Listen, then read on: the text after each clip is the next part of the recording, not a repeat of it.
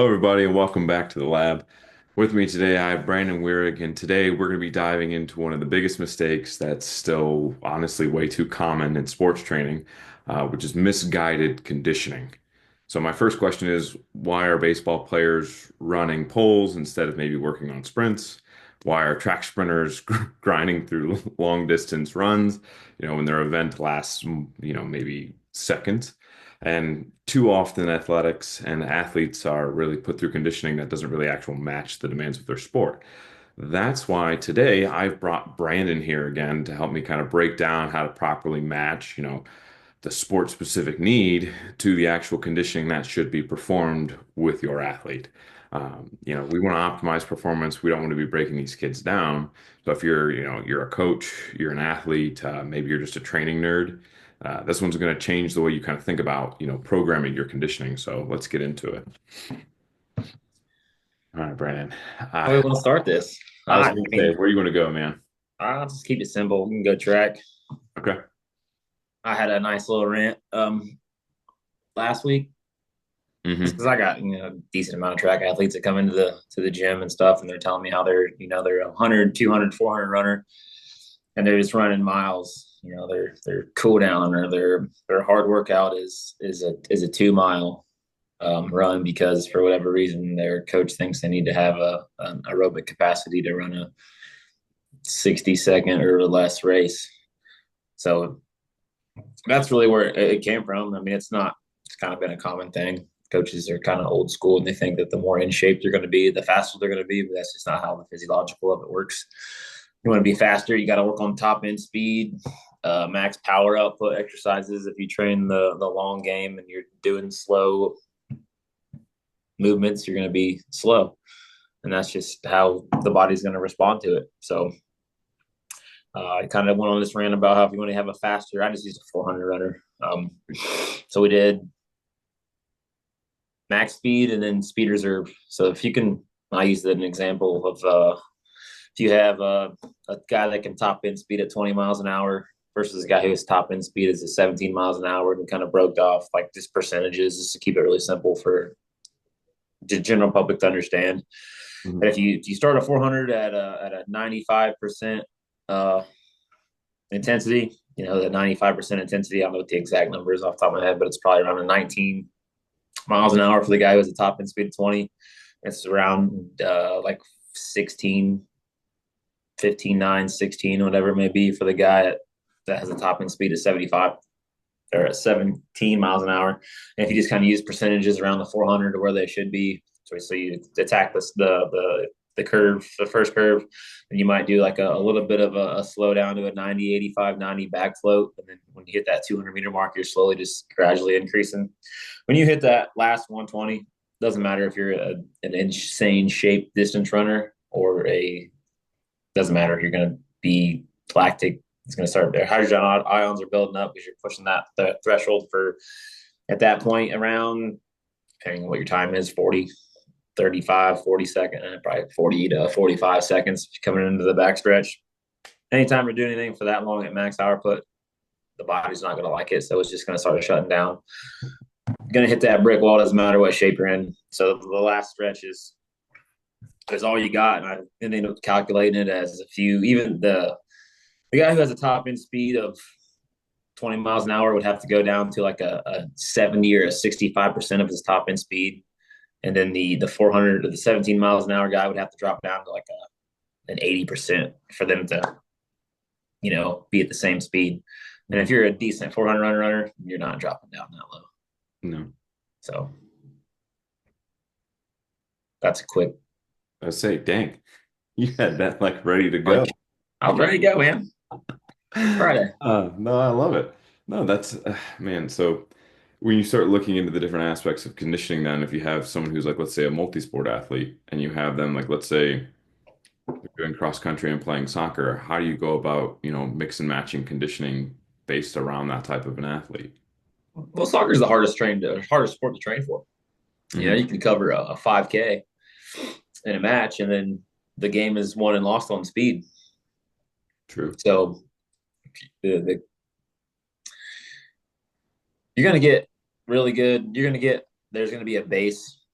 if you do max sprints or you do tempos or where you kind of work your speed reserve, you work your intensities at 85%, Hmm. 85%, and then you just dally into that rest period a little bit. So, a 2 to 3 minute rest would be ideal. If you drop that down to a minute, minute and a half, I mean, you're still going to get great aerobic conditioning aspects of it. You're not going to go out there and just fall apart. I think that's what coaches think you're going to happen. You're just going to die. That's not going to happen. Like, you're going to be just fine. Like, I haven't played a basketball game in forever, but I just trained my aerobic capacity through circuits. And I Hmm. went out and played, 8, 9, 10 pickup games and no problem. And that's 2 hours worth of basketball in a sense and Hmm. didn't die. So I mean it's a back and forth game. Understandable. I guess there's a lot of different implications if you do have like that athlete who's not adequately prepared. Like I guess like for example, so someone in particular in mind kind of comes to the front of my attention is like when you have someone who's adequately preparing for that, like let's go back to track, that specific event, and then they go into their, regular high school programming where now they're just beating themselves to death. Mm-hmm. How do you go about having that conversation with just, I mean, with the athlete, but then also the coach? Oh, I would love to have the conversation with the coach. They just don't want to have the conversation. That's the biggest. I could solve a lot of problems with that. It's been dude's been like as a school. One of the parents brought their daughter in, pretty good athlete, track athlete, and Mm. she's assisting the track coach. And they've every for God knows how long this dude's been the track coach. They'll do a 300-meter runs before the day before a track meet every time. And I and she kind of didn't do that one day, like last week or something like that. And I guess he just flipped the lid, and he's been didn't have any rhyme or reason why they're doing it. They just said it's just because he's been doing it for that long, and that's what they've always done. Mm. Maybe that's why your track program's not very successful. I don't know, but Jeez, Pete. I think it's just a lot of these coaches are just hard headed. Yeah. But yeah, I mean, the hardest part is just trying to double in sword for these kids. They come to a facility like us where we do everything properly, and try to teach them the physiological things like that. So when they do go on their own, they have an idea what they're doing, and all of a sudden you gotta do what your coach says at the end of the day, whether it's right or wrong. So it's True. kind of lose lose. Mm. That is murky waters to navigate on that one. Yeah, yeah, it's one of those things where it's well, if you're talking who I know you're talking about, it's like, if she keeps doing what she's doing, she's not gonna end this. She's not gonna have a successful season because her body's not gonna hold up because she's not designed to do that. Hmm. Or she could, basically kick off the bat in the track team. So it's, Yeah. I Mm. try to throw out these free tips and stuff like that. So hopefully, the coaches do what they want with them. But at the end of the day, I'm not trying to tell you how to run your program. I'm just saying you're not optimizing the best way for these kids to be successful. True. You ever thought about putting a seminar on for high school coaches around the area? Yep, You gonna do working on it? I had a feeling you might. it. Yep. I had a feeling you might. Whether see how many people are interested or want to sign up, and the coaches that I wouldn't say they take my advice, but definitely they'll reach out and ask questions. They tend to have a pretty successful rate in their program, Hmm. whether that's coincidental or not. And Plus, I mean, if you look at the track record of success with those who have gone from high school to college level athletics, I mean, there's usually been a pretty good carryover, if not success, even at that level. yeah, it's I think they're trying to always train for the worst case scenario. Like if you sit there and watch a defensive line guy or a defensive end who's, I mean, they're basically just going hard for 3, 4 seconds. Either they're getting the tackle or the ball's, going downfield or whatever it may be.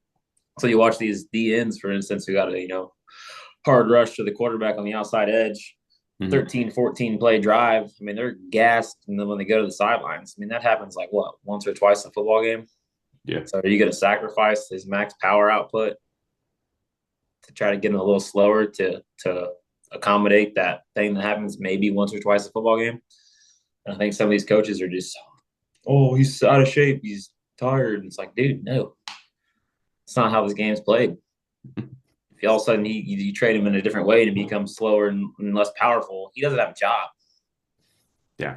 So And so, I mean, it's the same thing with like volleyball. Like I had one of my, I was doing a speech at Edison, and a volleyball player in there, and she was asking how would I train for a volleyball a rally that goes or a volley that goes, 40, 45 seconds. Like you have basically a 5 by 5 area that you need to be in charge of. Not Hmm. every time the ball's coming to you. Not every time does a volley go that long.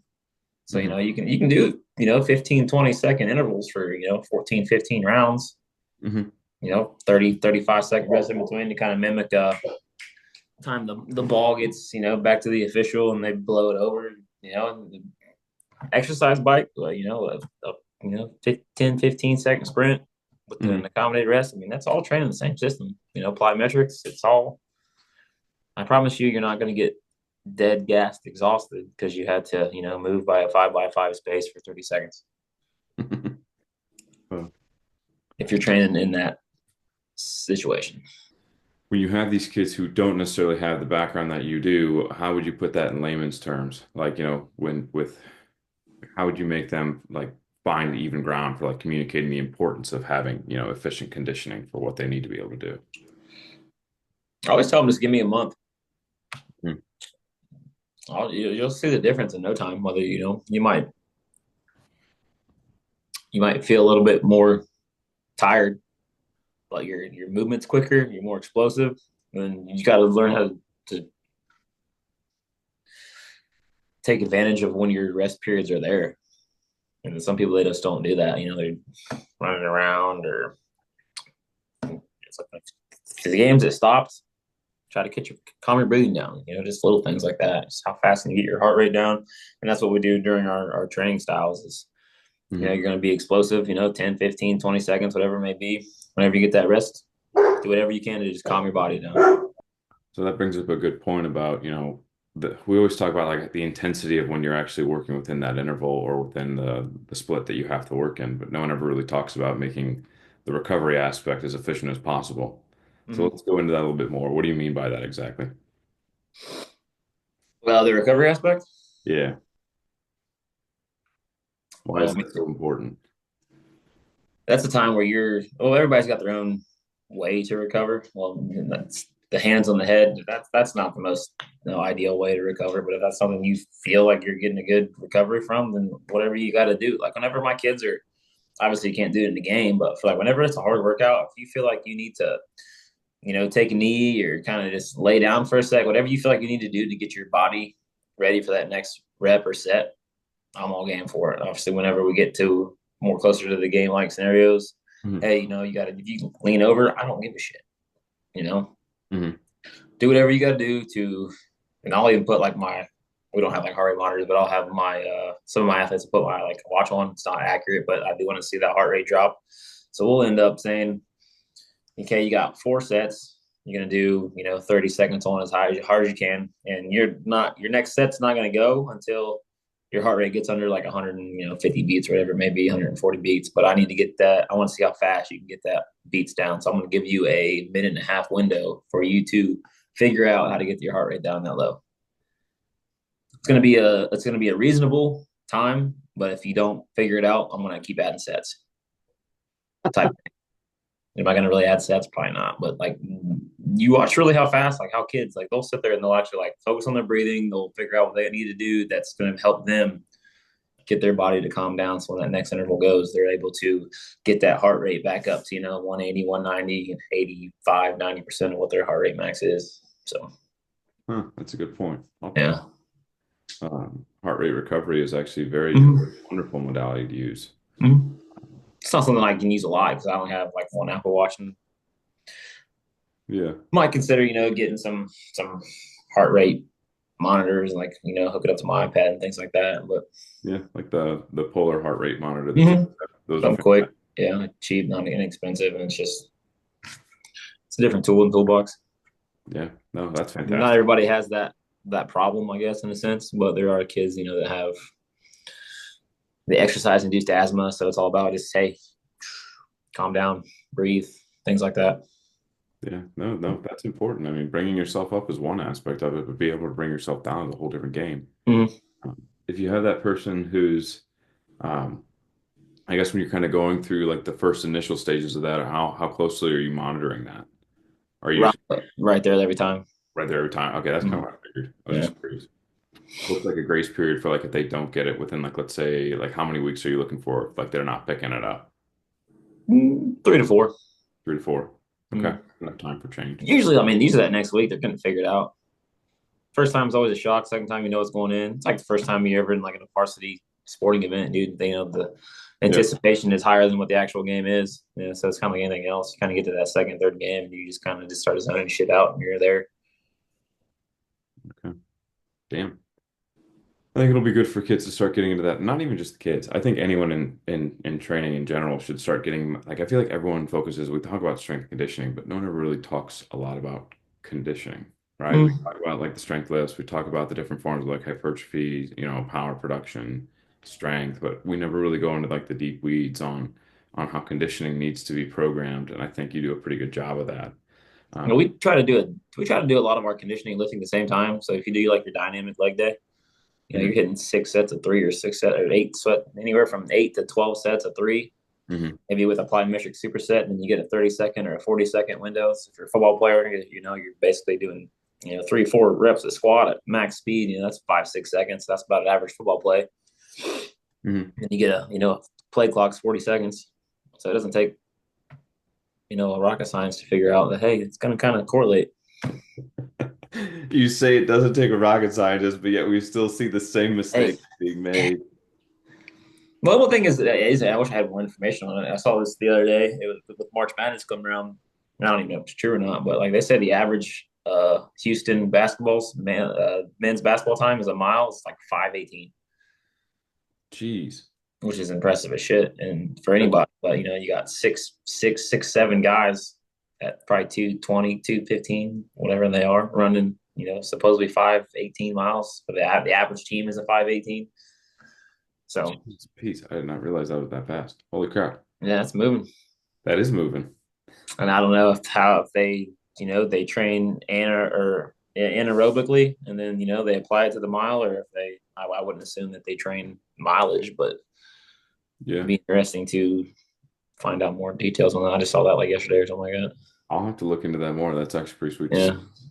Which I mean, basketball, you do accumulate, a distance, but it's like broken up into 30 seconds, 45 seconds, a minute, 2 minutes, and that whole time you're not moving at max effort the whole time.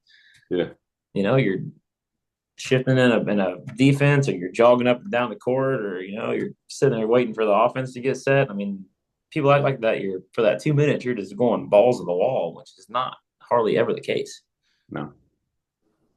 I mean, it's not worth the risk to reward ratio is not there to train your athletes in a certain way for that 1% chance that that happens. Yeah, that one particular aspect. Yeah. Okay. That makes sense. So Any pieces of information you think people should look into to get more insight into conditioning? Like any material? I think you should just become not like an expert, not just have a general understanding of bioenergetics. Like what energy systems does your sport require, and how does the training aspect of that energy system? How do you maximize that? What would be like a good reference material for that kind of thing? Oh shit! I mean, there's probably just a bioenergetics for dummies book out there somewhere. I mean, we have like all these, the strength and conditioning aspects, but it's all consumed of one chapter of, a 24, 25 chapter book. It has a 2 or 3 chapter series over it. But I'll have to I'll find one. You have to put like a tag up or Yeah. a link on a good book, or a good article that just breaks down energy systems in sports. And there's a table in my one of my books that breaks down, like, hey, basketball energy system, you know, is a high demand for this energy system, low demand for this energy system, and it just lays out like 50 some sports that I've put into a post before, Hmm. things like that, which it helps to see. But if you don't know what the energy system is and how it works and things like that, it's hard to kind of read and understand. So I have to just definitely find an article or a video or a book that just breaks down Hmm. this energy system does this, and this is why it happens, and this is the response to this, and this is the duration, and the intensity that's required for this energy system. And when that one basically runs out, it goes to this one, and then when that runs out, you final on this one, things like that. So, I like it.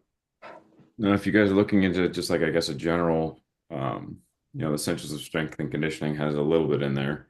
Uh, probably not. It's probably not going to go to the extreme depths that you would really want, but at least it's a starting point. But anything else you want to add, Brandon? uh, good. I went on a little rant there, but I appreciate it. I missed them. No, but we hope you guys enjoyed today's episode. We hope that you guys at least gleaned a pretty good amount of information from all that Brandon has said. And go follow his Instagram page. Go take a look at that post that he was talking about in regards to the his example that he used on the 400 runner. He goes into very good detail on that. You can find it at bweirig or at bweirig. So make sure you guys go look at that, and we will see you guys in the next episode.